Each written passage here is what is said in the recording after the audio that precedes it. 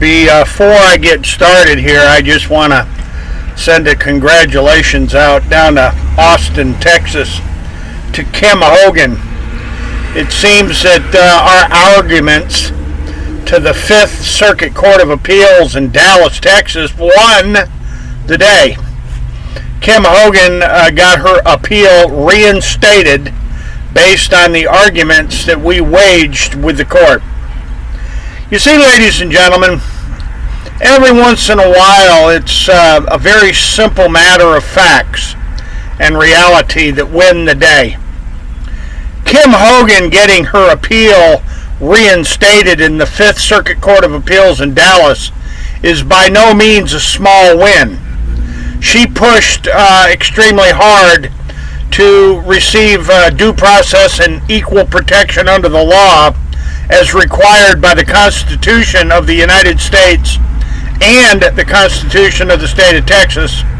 And, we got a positive decision from the Fifth Circuit Court of Appeals in Dallas, Texas, August 20th, 2020. Now, on to my main focus here.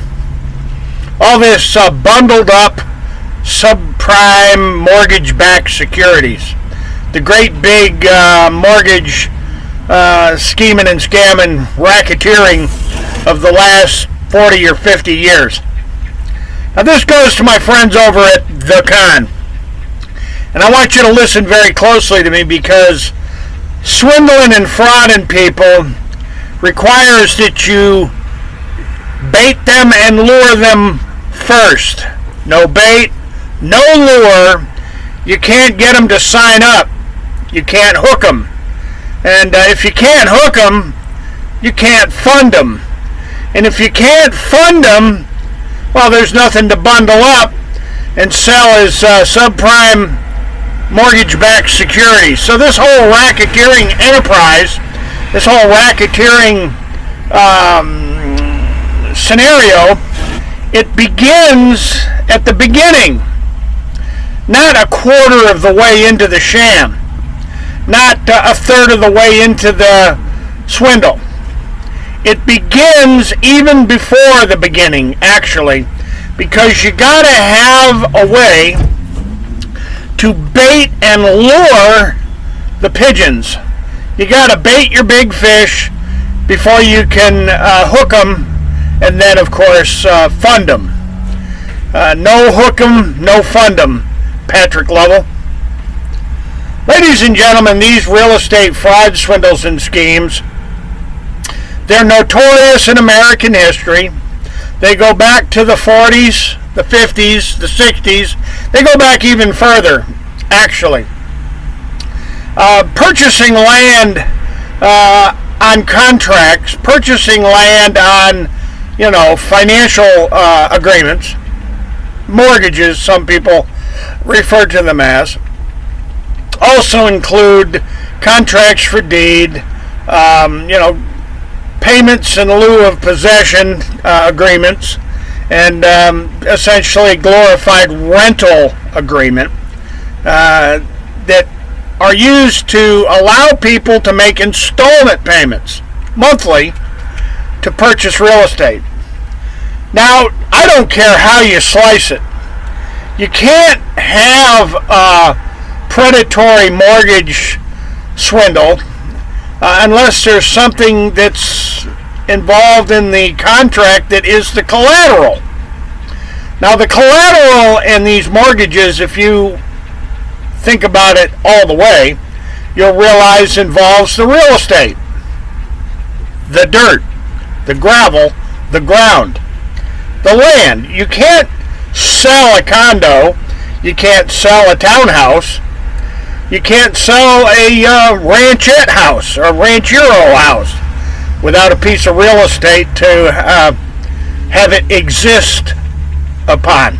So all of these subprime mortgage racketeering deals and all this fund 'em, subprime mortgage-backed securities racketeering that the con focuses on, it all involves the real estate transactions. Now, If you study the history of fraudulent real estate transactions in the United States, that's fine. I mean, this stuff goes way, way, way back. Land fraud is an ancient art form amongst the more organized criminals that have massively engaged in it in U.S. history.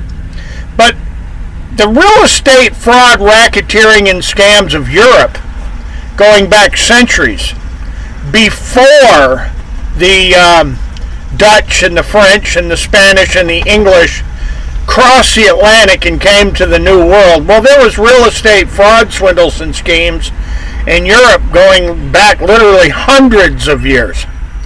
So these bankster gangster slobs that Professor William Black refers to quite regularly, they have been engaged in refining their bait and lure for a very long time. No bait and lure, no hook 'em, and you can't fund them. This is how it works, Bill. You gotta have a effective scheme, an effective scam in order to lure the participants into those monthly installment payment agreements. In other words, the frauds and the crimes that are being committed here, every time a monthly payment is collected or demanded, or charged interest is overdue, and all these acceleration notices for agreements that have been breached, each time there's a collection of the payments, each time there's a demand for the collection of the payments, each time there's a foreclosure action instituted to take back the collateral, it's all based on the original plan and scheme to bait and lure them into an easy payment monthly installment contract. So the criminal enterprise is built on the monthly installments. This is what the crime is. It's a monthly installment payment swindle. Have you ever used that in a sentence, Professor William Black? I don't know, maybe Mark Stopa or Jeff Thigpen or Max Garner or Matthew Widener. I can name a bunch of other of the more prominent foreclosure lawyers that have been advertising for business the last few years.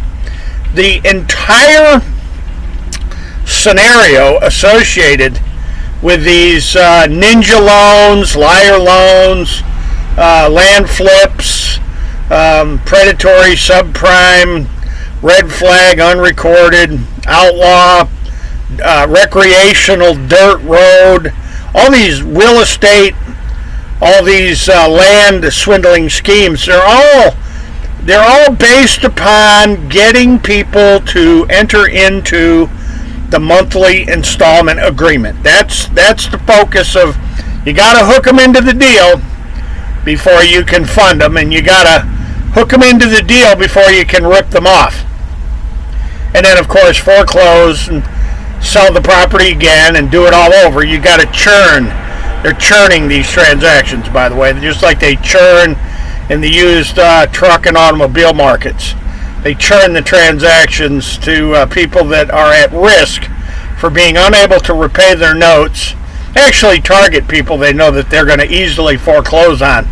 Get some down payment money out of them, or use a falsified appraisal to get Fannie Mae or Freddie Mac, FHA, HUD, VA to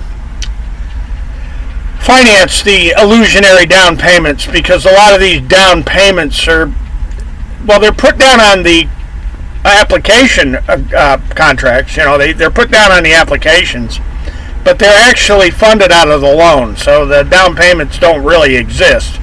Those are quite common in the ninja loan mafia there. And you notice I keep calling it mafia, Patrick Lovell, and that's because most of these people literally are organized criminals, like Deutsche Bank, JP Morgan Chase, Credit Suisse, and Citywide, and WAMU and Countrywide, and I can go all day long naming banks from the Premier Mortgage Funding, Paramount Mortgage Funding, or was it Paramount Mortgage Funding? One of those three there, and all the other co-conspirators. I guess there's thousands of them apparently across the world.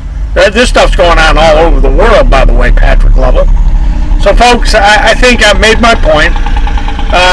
The fraud scheme begins before the sucker is signed up for that monthly installment, because you gotta have a finesse. You gotta have a game plan to hook them in the first place. So, even before you hook the first pigeon, the mark, before you hook the first mark, you're engaged in perpetrating a fraud scheme.